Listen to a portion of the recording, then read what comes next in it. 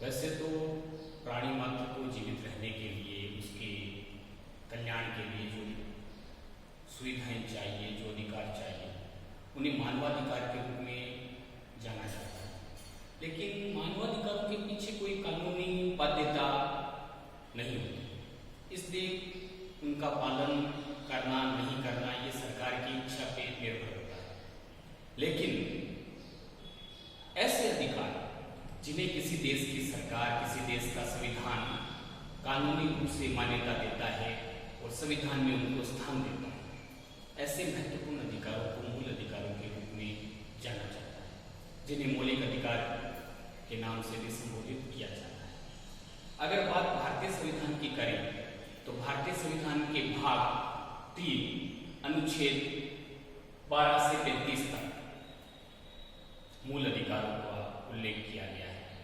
मूल संविधान में जैसा कि आप देख पा रहे हैं 7 मूल अधिकार थे, लेकिन बाद में 44वें संविधान संशोधन 1976 के द्वारा जो 44वें संविधान संशोधन हुआ उसमें संपत्ति के मूल अधिकार को हटा दिया गया और शेष 6 मूल अधिकार आज भी हमारे भारतीय संविधान में प्रत्येक नागरिक को प्राप्त है। अब इनमें सबसे पहला आता है समानता का मूल अधिकार। अनुच्छेद 14 से 18 में इसका उल्लेख है।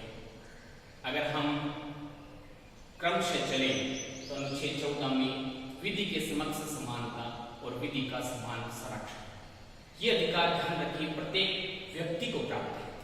यहाँ व्यक्ति से आशय है कि चाहे वो भारत की भूमि पर रहने वाला विदेशी भी क्यों न हो, भारत के नागरिक को तो ये अधिकार प्राप्त है ही। इसके अलावा अगर भारत के अलावा किसी दूसरे देश का नागरिक भी भारत की भूमि पर निवास कर रहा है, प्रवासी के रूप में, शरणार्थी के रूप में, उसे भी ये अधिकार प्राप्त है। ध्यान रखें सारे अधिकार व्यक्ति को प्राप्त नहीं है, कुछ अधिकार सिर्फ नागरिकों के लिए हैं और बाकी अधिकार नागरिकों के साथ साथ भारतीय भूमि पर विद्यमान सभी व्यक्तियों को प्राप्त है। तो अनुच्छेद 14 का अधिकार भी सभी व्यक्तियों को प्राप्त है, जिसमें नागरिक भी शामिल है और अन्य व्यक्ति भी शामिल है। विधि के समक्ष समानता शब्द है वो ब्रिटेन के संविधान से लिया गया है, ब्रिटेन के मूल अधिकारों के भाग से लिया गया है, जबकि विधि का समान संरक्षण है वो संयुक्त राज्य अमेरिका से लिया गया है। तो ये शब्दावली 2 अलग अलग देशों से हमने ग्रहण की है। अनुच्छेद 15 में 5 आधारों पर भेदभाव का निषेध किया गया है। कौन कौन से आधार हैं? धर्म है, मूल वंश है, जाति है, लिंग है और जन्म स्थान। इनमें से किसी भी आधार पर भारत के नागरिकों के बीच में भेदभाव नहीं किया जा सकता। याद रखें अभी मैंने कहा था ये अधिकार सिर्फ नागरिकों को प्राप्त है। अनुच्छेद 14 का अधिकार सभी व्यक्तियों को है, नागरिकों के साथ अन्य देशों के व्यक्तियों को भी जो भारत की भूमि पर रह रहे हैं, लेकिन अनुच्छेद 15 का अधिकार सिर्फ भारत के नागरिकों को है।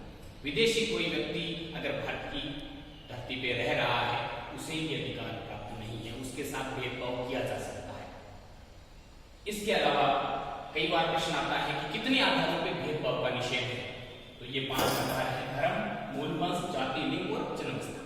याद रखें इसमें निवास कहीं पे भी नहीं, इसलिए किसी विशेष राज्य के निवासी को वहां की सरकारी नौकरी में स्थान आरक्षित करने या नहीं करने का कानून बनाया जा सकता है। ऐसे कई कानून अलग अलग राज्यों में बनाए गए हैं।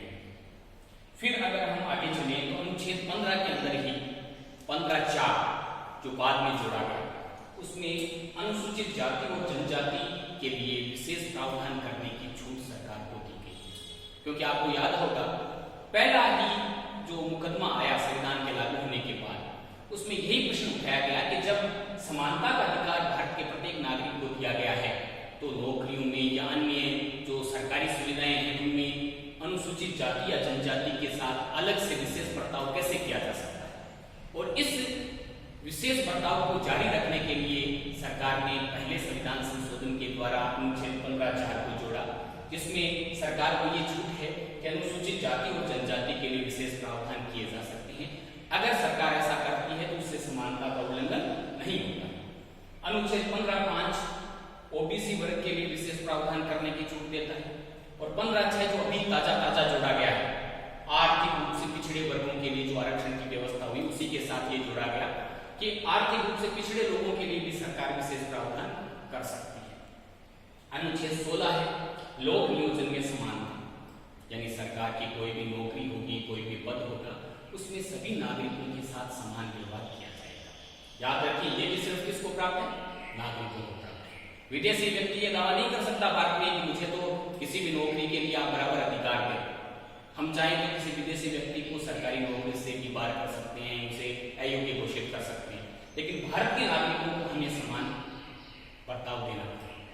अनुच्छेद 17 है वो अस्पृश्यता कानून, जो छुआछूत भारत में मौजूद था सदियों से, उसे पूर्ण रूप से हटाने के लिए ये अनुच्छेद जोड़ा गया कि सामाजिक रूप से किसी भी प्रकार का भेदभाव, किसी भी प्रकार का छुआछूत है वो न केवल निषिद्ध है, बल्कि इसके साथ एक लाइन और भी जोड़ी गई है, दंडनीय अपराध, जिसके लिए दंड का भागीदार भी व्यक्ति है। और अंत में समानता के अधिकार का सबसे अंतिम जो बिंदु है, अनुच्छेद 18, उपाधियों का निषेध। किसी भी प्रकार की उपाधि नहीं दी जा सकती। आपको याद होगा पुराना इतिहास हम जब पढ़ते हैं, राजाधिराज, महाराज, राजराजेश्वर, बड़ी बड़ी उपाधियां दी जाती हैं और इससे एक व्यक्ति से दूसरे व्यक्ति के बीच में भेदभाव का पक्ष पोषण होता है। तो इस चीज को समाप्त करने के लिए भारतीय संविधान में यह प्रावधान किया गया है, सेना और विद्या, या तो सेना में जो कर्नल या अलग अलग रैंक है तो वो उपाधि व्यक्ति के नाम के साथ लगाई जा सकती है, या विद्या के अंदर पढ़ाई के द्वारा किसी ने उपाधि प्राप्त की, पीएचडी जिसने की है वो डॉक्टरेट अपने नाम के आगे लगा सकता है। लेकिन इन दो के अलावा किसी भी व्यक्ति को कोई और उपाधि नाम के साथ नहीं जोड़ी जाएगी। चाहे अगर कोई पुराने राजवंश का व्यक्ति है, चाहे कोई और प्रख्यात कलाकार है, अपने नाम के आगे वो किसी अन्य उपाधि का इस्तेमाल नहीं कर सकते। तो मूल रूप से अपने समानता के अधिकार के अंतर्गत अनुच्छेद 14 से 18 में ये 5 अलग अलग अनुच्छेद हैं।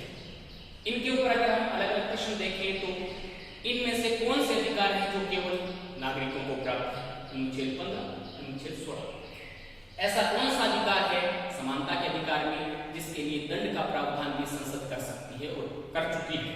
तो यहाँ नाम आता है अनुच्छेद 17 का, अस्पृश्यता अंत। इसके लिए दंड का प्रावधान भी संसद ने कर रखा है। इसके अलावा ऐसा कौन सा समानता के अधिकार का भाग है जो उपाधियों का निषेध करता है? इसमें याद रखें, दो प्रकार की उपाधियों की